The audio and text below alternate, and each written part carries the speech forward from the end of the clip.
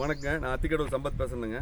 பார்த்தீங்கன்னா கோவை, ஈரோடு, திருப்பூர் ஆகிய 3 மாவட்ட மக்களின் நீண்டகால கோரிக்கை பார்த்தீங்கன்னா 70 வருடமாக போராடிட்டு இருக்கிற ஒரு பிரச்சனை என்னன்னு பார்த்தீங்கன்னா அத்திக்கடவு வனஸ் திட்டம்.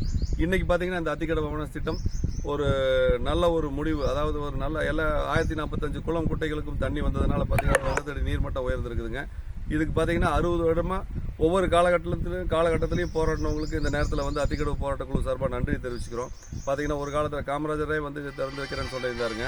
அதுக்கப்புறம் பார்த்தீங்கன்னா கம்யூனிஸ்ட் கட்சிகள் இது பண்ணாங்க. அதே மாதிரி கொங்கு இளைஞர் பேரவை இந்த இதுக்காக வந்து குரல் கொடுத்தாங்க. அதுக்கப்புறம் சரத்குமார் வாகன பேரணி பண்ணாங்க. அப்புறம் டாக்டர் ராமதாஸ் அவர்கள் வாகன பேரணி பண்ணாங்க. அதே மாதிரி விவசாய சங்கங்கள் வந்து இதுக்காக நிறைய போராட்டங்கள், ஊர்வலங்கள் நடத்தினாங்க.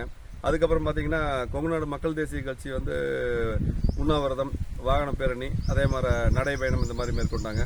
அதே மாதிரி ஒவ்வொருத்தரும் ஒவ்வொரு காலகட்டத்தில் பண்ணிகிட்டே இருந்தாங்க. அதே மாதிரி அத்திக்கடவு வனஸ் திட்ட போராட்டக்குழு பார்த்தீங்கன்னா எந்தவித சாயம் இல்லாமல், எந்தவித கட்சி பேதம் இல்லாமல், ஜாதி பேதம் இல்லாமல் எல்லாரும் ஒற்றுமையாக ஒரு போராடிட்டே இருந்ததன் விளைவு பார்த்தீங்கன்னா 2016 பிப்ரவரி 8ஆம் தேதியிலிருந்து 19 வரைக்கும் ஒரு மிகப்பெரிய உண்ணாவிரதம் நடந்துச்சுங்க. அந்த உண்ணாவிரதத்துக்கு பார்த்தீங்கன்னா குன்னத்தூர், சேவூர், அன்னூர், பெருமாநல்லூர் 4 இடத்துலையும் பார்த்தீங்கன்னா உண்ணாவிரதம் மிகப்பெரிய அளவில் நம்மளுக்கு ஆதரவாக உண்ணாவிரதம் இருந்தாங்க. அதே மாதிரி நிறைய பேர் மொட்டை அடித்து ஆதரவு கொடுத்தாங்க. அதே மாதிரி நிறைய குழந்தைகள்லேருந்து பெரியவங்க வரைக்கும் அனைவரும் ஆதரவு கொடுத்த விளைவு பார்த்தீங்கன்னா அந்த திட்டம் வந்து அப்போதைய முதலமைச்சர் மாண்புமிகு செல்வி ஜெயலலிதா அவங்க வந்து 3.27 கோடி நிதி ஒதுக்கி திறந்து வச்சாங்க. அவங்களுக்கு முதல்ல நன்றி செலுத்திக்கிறோங்க.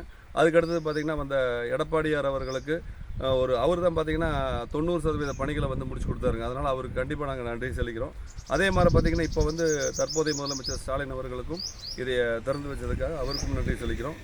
மொத்தத்தில் பார்த்தீங்கன்னா இதற்காக உழைத்த அனைவருக்கும் நன்றி தெரிவிச்சுக்கிறோம். வர்ற பிப்ரவரி 9ஆம் தேதி அன்னைக்கு அன்னூரில் ஒரு பாராட்டு விழா எடப்பாடியார் அவர்களுக்கு வச்சிருக்கிறோம். அதனால் அதுலேயும் நீங்கள் வந்து கண்டிப்பாக கலந்துக்கணும். எந்த விதமான ஒரு கட்சி வித்தியாசம் இல்லாமல் அவருக்கு வந்து நம்ம நன்றியை செலுத்தணுங்கிறது நேரத்தில் சொல்லிக்கிறேன். நன்றி.